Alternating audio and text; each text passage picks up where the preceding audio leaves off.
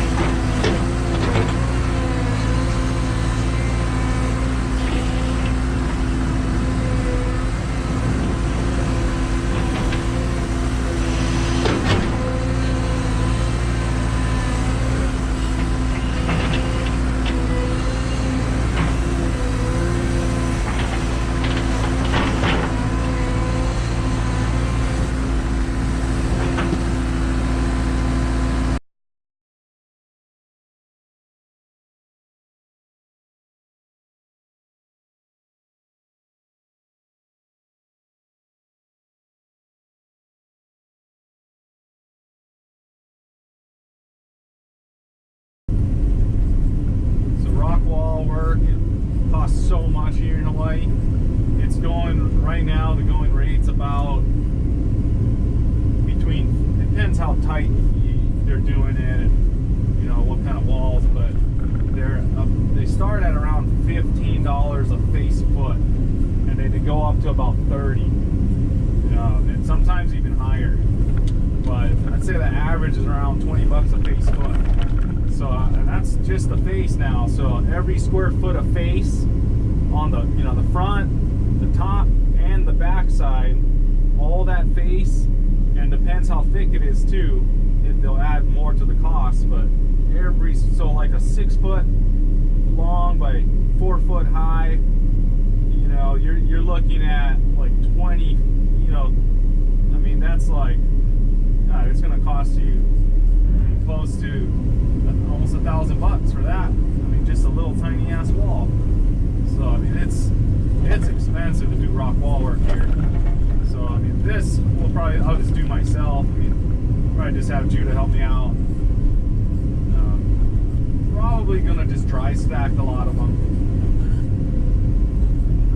Using concrete is just, it's not really necessary around here. We don't have a lot of earthquakes around here. Very rare that we have a big earthquake, and actually the dry stack walls, a lot of them will handle the earthquakes a little bit better. I mean, they'll move a little bit, but they can actually flex. The concrete walls, the reinforced walls will crack, and then it's harder to fix that. So they'll crack and they'll shift. You know, the whole thing will shift because they're in one piece. And the dry stack walls, you know, can flex and move, you know, with the earth. So you might get a little bit of crumbling, but it's easier to fix. So I mean, dry stacking, you know, it's not bad to do that around here. So I like it. That's what I'm gonna do. It's gonna be a lot easier too, anyway. So that's how I'm gonna do it.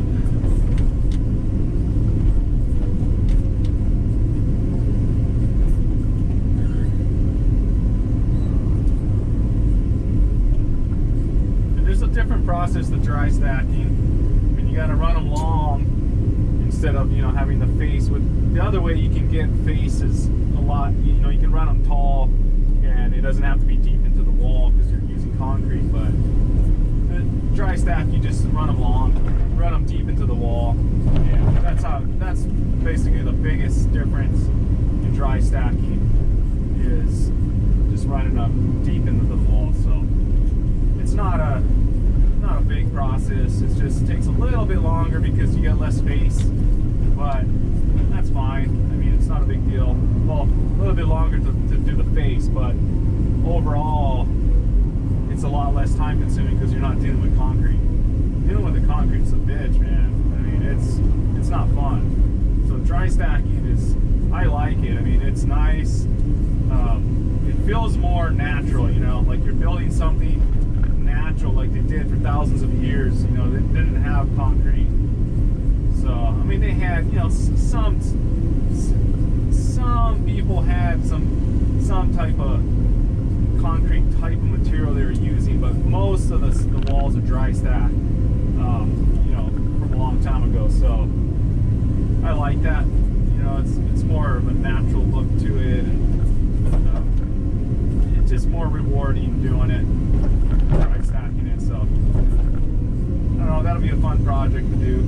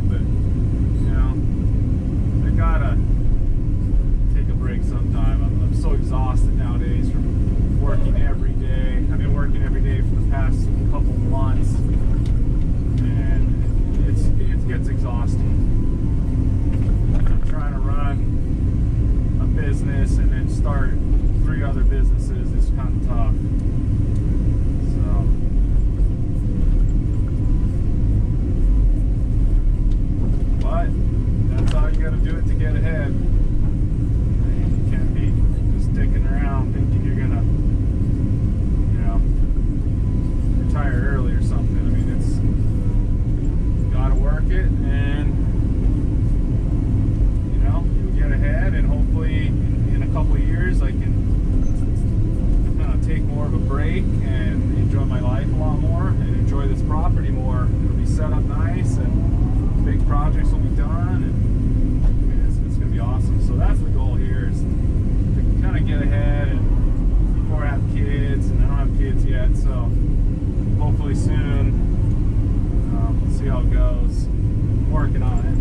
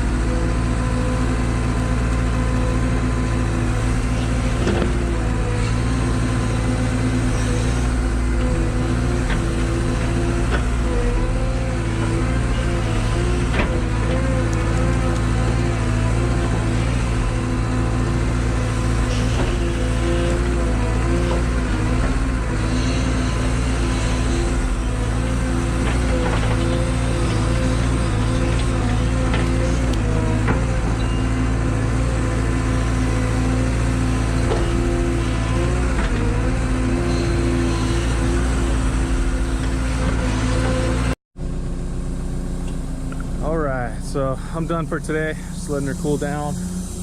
Show you what I did here. So I just cut this road through. Just a pathway for the fence line. So that went pretty well. Had the camera up on the top of the cab there. You can see my tripod. Hopefully that footage came out pretty good. That'll be cool. So I got it strapped up there. Worked pretty good. It was actually pretty easy to strap it up there, so hopefully the footage came out good. So tomorrow, I'll show you guys. So here's a coqui frog here.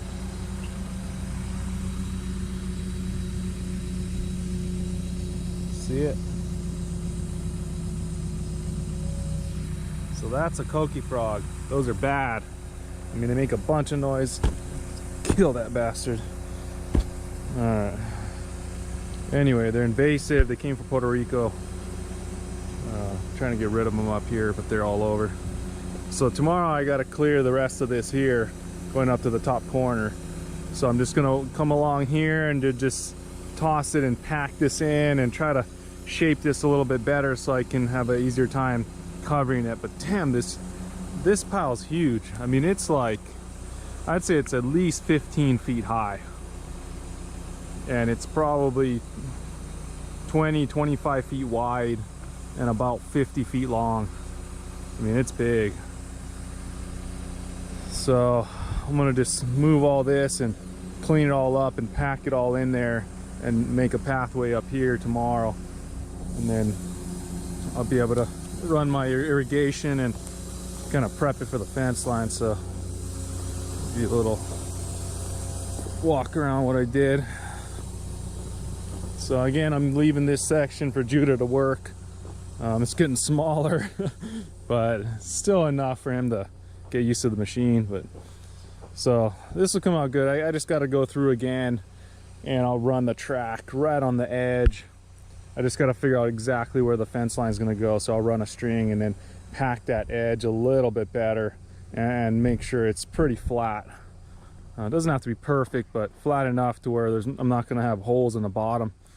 I don't want any pigs coming in, or I don't want my dog Rosie getting out. So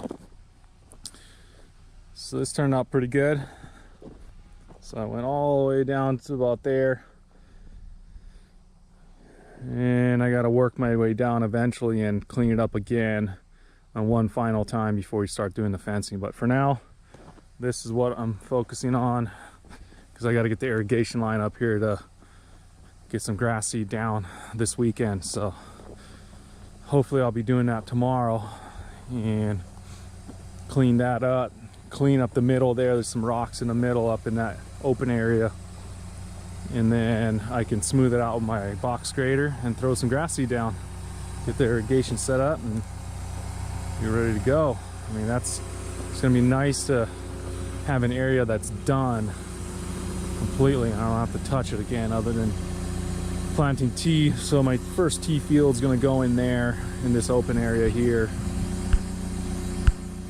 and I'll just kind of spread it as I go. I'll probably make some more rows down in here as I get them on both sides of the stream here.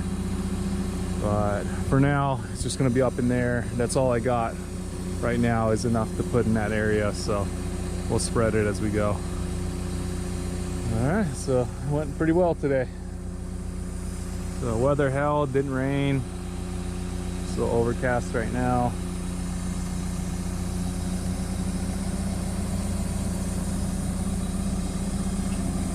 So I'll show you my other mount that I got in my machine for my, so that mount in the back there, it's on a, you can see, suction cup, and it just moves around. I had it just mounted where I glued it on, but it doesn't stick out very much, and this is a little bit higher. I can move that around, so that's nice.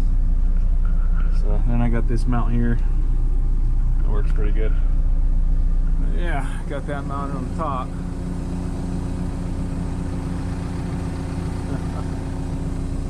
So we'll see how that goes.